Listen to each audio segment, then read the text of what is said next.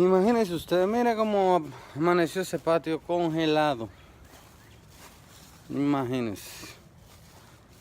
Tuve que tapar esto. Miren, miren, miren cómo está esto congelado.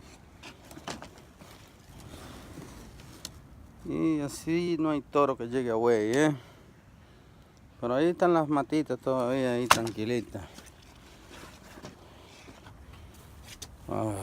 Necesitamos terminar esto ya. Vamos a terminar esto ya. Imagínese usted cómo se hace uno con todo esto.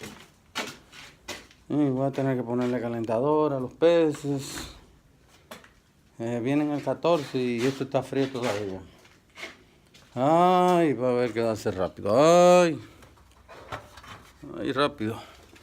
Miren mis lombrices ahí caminando hacia arriba. Ay. Bueno, hermano, estamos vivos, que es lo importante. Se han comido. Han ido comiendo también, bueno. Estamos vivos, vivos y sueltos. Bueno.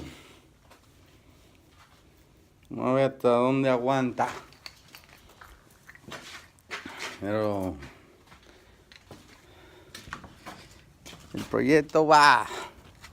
No se asombren, miren para allá cuando ustedes vean ahí algunas 30 bandejas cultivadoras, 5 tanques de peces, repletos de peces y todo un sistema de invernadero que va a estar alojado en los mismos racks de hierro que tiene esos tanques IBC, como le dije, y un patio español cubriendo todo para embellecer el patio. Y que, bueno, eso no va, el invernadero no es que se va a ver feo, nada, pero aleja a los curiosos. Construimos ese patio español y alejamos a todos los curiosos.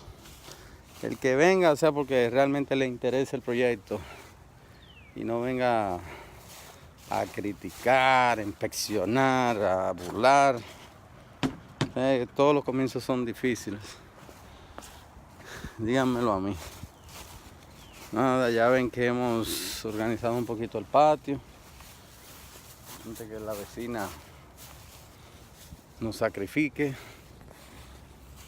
Así que, ay, frito. Mira cómo está la cosa. Uf. Bueno, menos de 30 grados Fahrenheit. Imagínense. Que vive el jefe.